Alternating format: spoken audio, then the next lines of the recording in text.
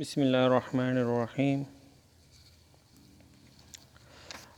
د الکتروني جوړښت د ټاکلو لپاره سیستماتیکه لاره، یعنې څنګه موږ په سیستماتیک ډول باندې کولی شو چې د الکتروني جوړښت هغه یو مرکب دپاره یا یو یون دپاره دا موږ وټاکو. په هغې کې لومړۍ خبره موږ ته باید دا معلومه وي چې کوم اتومونه د کوم سره وصل دي. صحیح ده؟ کوم ډول اتومونه د کومو اتومونو ترمنځ اړیکه جوړه کړې ده. لومړی خبره دا ده، اول باید موږ دا معلوم کو ځان ته چې کوم اتومونه د کومو اتومونو ترمنځ نښتي دي. صحیح ده؟ مطلب دا دی چې زموږ مرکزي عنصر زموږ باید پکار دی چې مرکزي عنصر باید موږ دا پیدا کو او بیا هغې سره کوم اتومونه وصل دي او هغه سره بیا کوم اتومونه وصل دي. صحیح ده؟ مرکزي عنصر زیاتره موږ سره داسې یو اتوم موږ نیسو چې هغه ډېرې اړیکې جوړوي او په مرکب کې یا ایون کې د هغه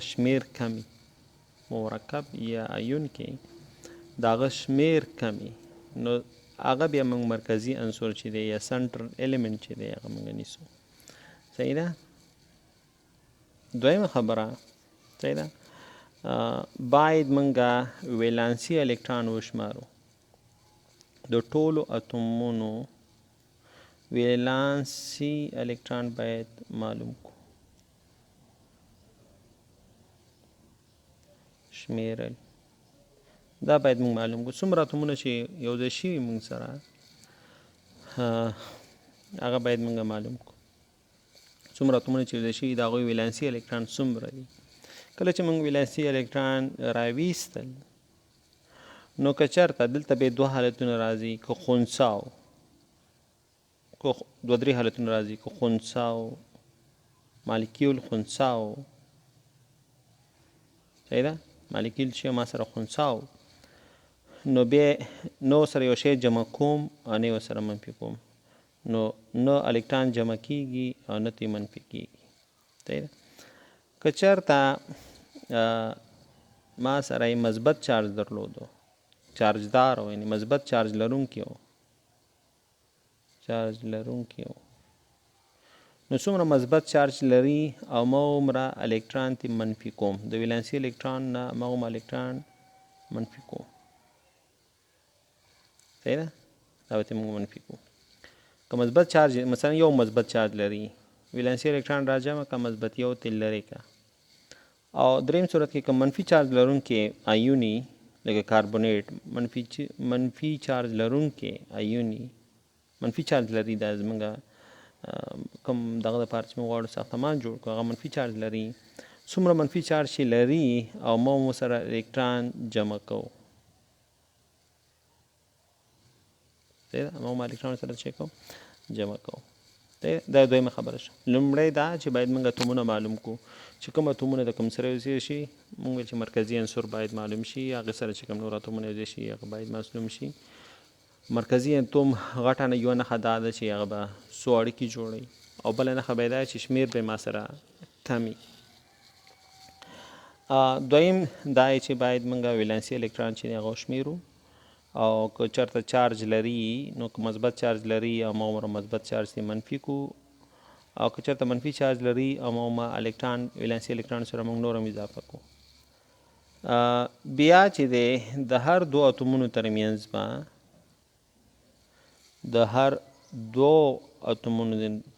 به دوه الکتران کړو، نو هر یوې اړیکې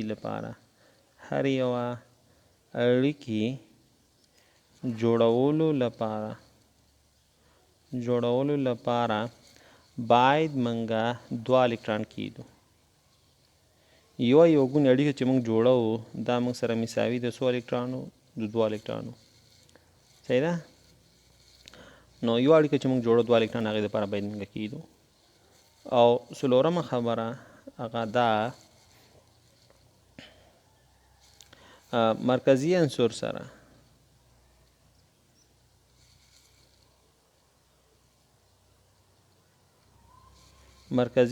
سره د وصل اتومونو یا نښتي اتومونو چې کوم نښتي دي مرکزی عنصر سره نښتي اتومونو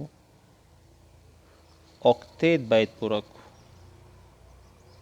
مرکزی عنصر سره چې کوم اتومونه وصل دي کوم نښتي دي هغوی دپاره باید موږ څه پوره کړو؟ اوکتیت پوره کړو. صحیح ده؟ هغې دپاره باید څه پوره کړو؟ اوکتیت پوره کړو. اوکتیت به داسې پوره کړو چې موږ به هغوی ته الکتران چې دي الکترانو جوړې اضافه کوو. جوړې ور اضافه کوو. مرکزي اتوم سره چې کوم اتومونه وصل دي صحیح ده اول خو اړیکې وله جوړه کړئ بیا هم د هغوی اوکتیت نه دی پوره نو موږ به الکترانو جوړې هغو ته اضافه کوو تر څو چې د دوی اوکتیت شي پوره شي. صحیح ده؟ کم الکتران چې پاتې شو اوکتیت خو د نور له پوره کړو موږ که نه کم الکتران چې پاتې شو صحیح ده هغوی به بیا مرکزي عنصر سره ږدو. پاتې الکتران که پاتې شو په دې شرط پاتې الکترونو جوړې به مرکزي اتوم ته ورکول کېږي که پاتې شو.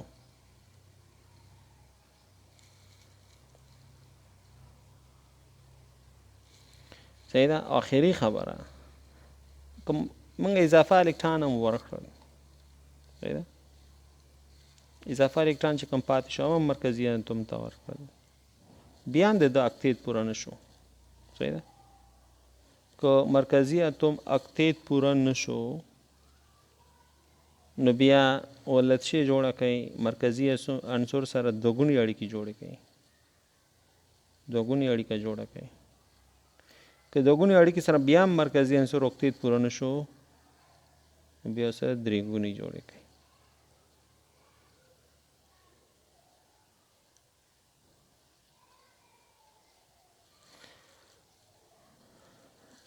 خو دا د هغه مرکباتو کې چې هغې کې مرکزي عنصر یو وي هلکانو.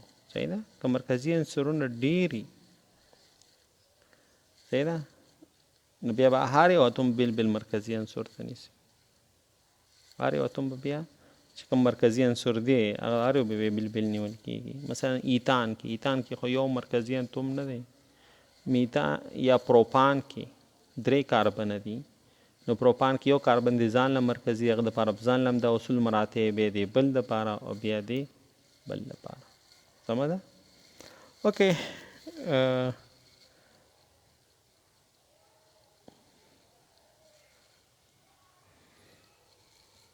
مثال په توګه موږ غواړو چې HClO4 یا 3 د ده ساختمان پیدا کړو. دې ته موږ کلوریک اسید یو کلوریک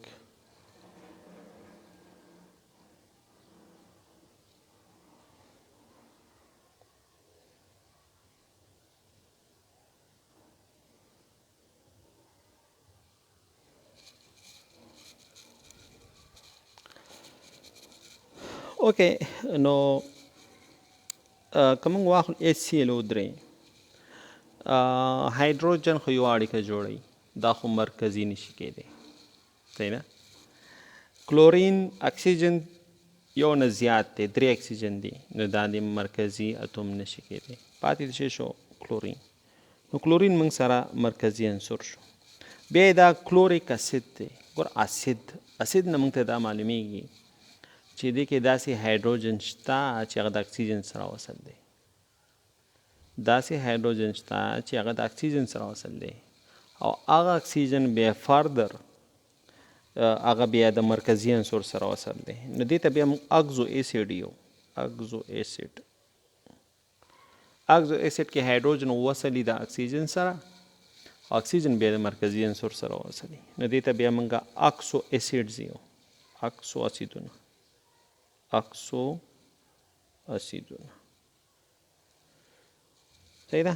نو زمونږ د تحلیل نه دا معلومیږي چې موږ سره کلورین دی او اکسیجن به دلته وي، اکسیجن دلته هم دی، دلته هم اکسیجن دی او د دې درې اکسیجنو سره یو سره هایدروجن وصل دی، یو سره څه وصل دی؟ هایدروجن وصل دی.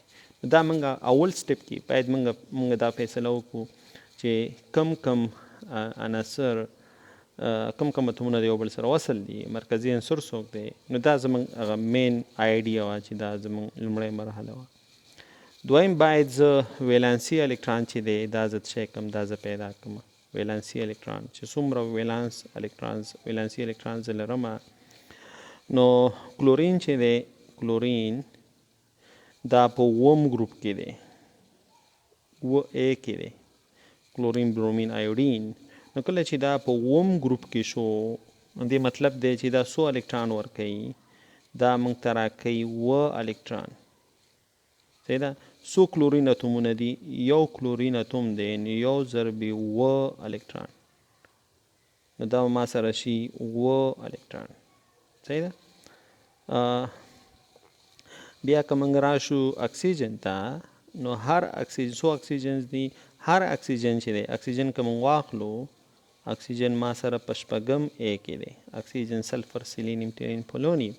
نو اکسیجن شپږم ګروپ کې دی او هر یو اکسیجن شپږ الکتران ویلانسي الکتران لري. نو ټول څو اکسیجن دي؟ ټول درې اکسیجن دي او هر یو اکسیجن شپږ الکتران لري. نو دا موږ سره شي 18 الکتران د درېواړو اکسیجنونو. صحیح ده.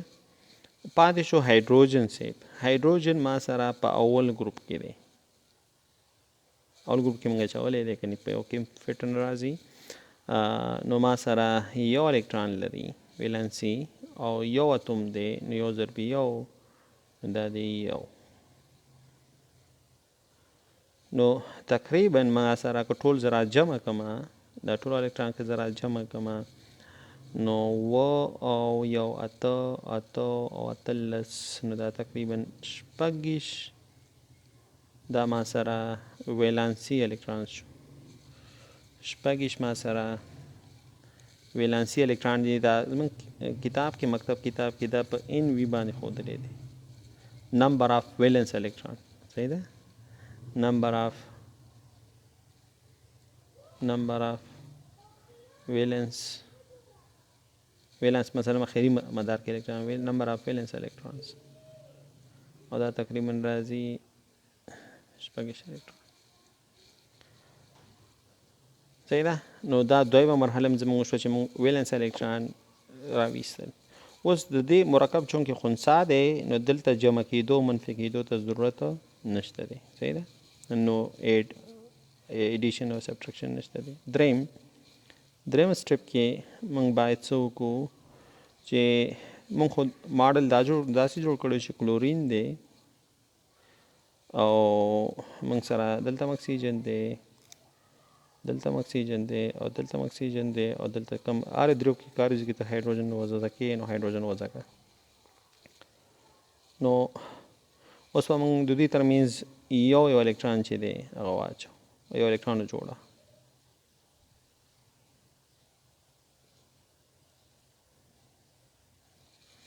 یو الکترون جوړه وضع کړه. نو ټول څو اړیکې موږ جوړې کړې؟ یوه، دوه، درې، څلور. نو څلور اړیکې موږ جوړ کړې، څلور بانډه موږ جوړ کړل، او هر یو بانډ چې دی، هر یو بانډ دوه الکترون مصرفوي، هر یو بانډ چې دی دوه الکترون مصرفوي. نو ټول څلور بانډه موږ جوړ کړي، څلور اړیکې، نو څلور ضرب دوه، نو اته الکترون دلته موږ مصرف کړي دي. څومره موږ مصرف کړي؟ موږ سره شپږ الکترونو اته دانې چې دا موږ مصرف کړل، نو 14 الکترون ما سره پاتې. صحیح ده. نو ما سره شپږ الکترون دا ویلانس الکترونو. صحیح ده. ویلانس الکترونو او نمبر آف ویلانس الکترون دا شپږ الکترونو څلور یو ګونې اړیکې موږ جوړې کړې، یو ګونې اړیکې نو دې لپاره موږ 4 ضرب 2 اته الکترون دا شو، پاتې الکترون ما سره 18 الکترون پاتې شو. صحیح ده. نو څلورم سټپ کې زموږ دا و چې اکسیجن سره چې کوم نور اتومونه وصل دي هغې دپاره باید موږ څه پوره کړو، هغوی دپاره باید موږ پوره کړو اکتیت. هغې دپاره موږ څه باید پوره کړو؟ اکتیت. ښه، نو اکتیت چې پوره کوو نو موږ چې دی صحیح ده، نو دوه خو یې هلته و، څلور مې دا کړه شپږ. صحیح ده، شپږ دا واخیستل،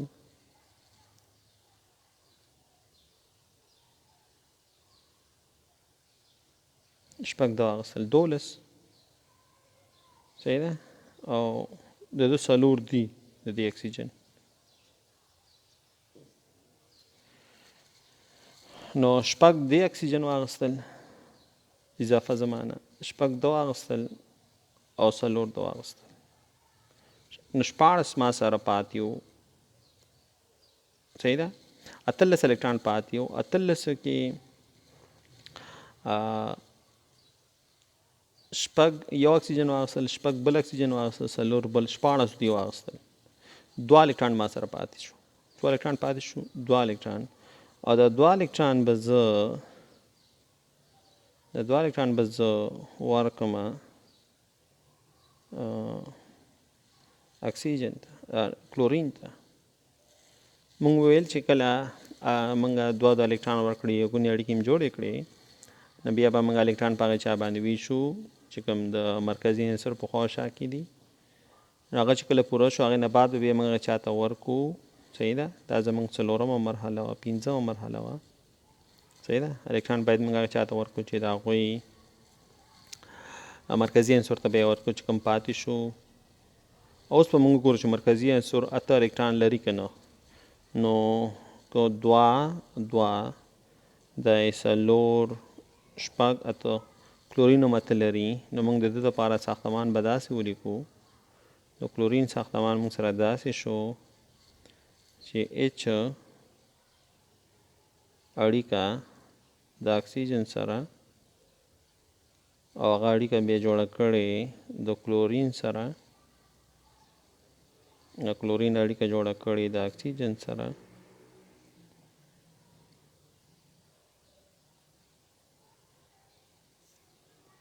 دا موږ سره ساختمان د چا شو، او یو آزاد الکترون جوړه ده، کلورین هم لري. نو دا موږ سره ساختمان د شو د HClO3.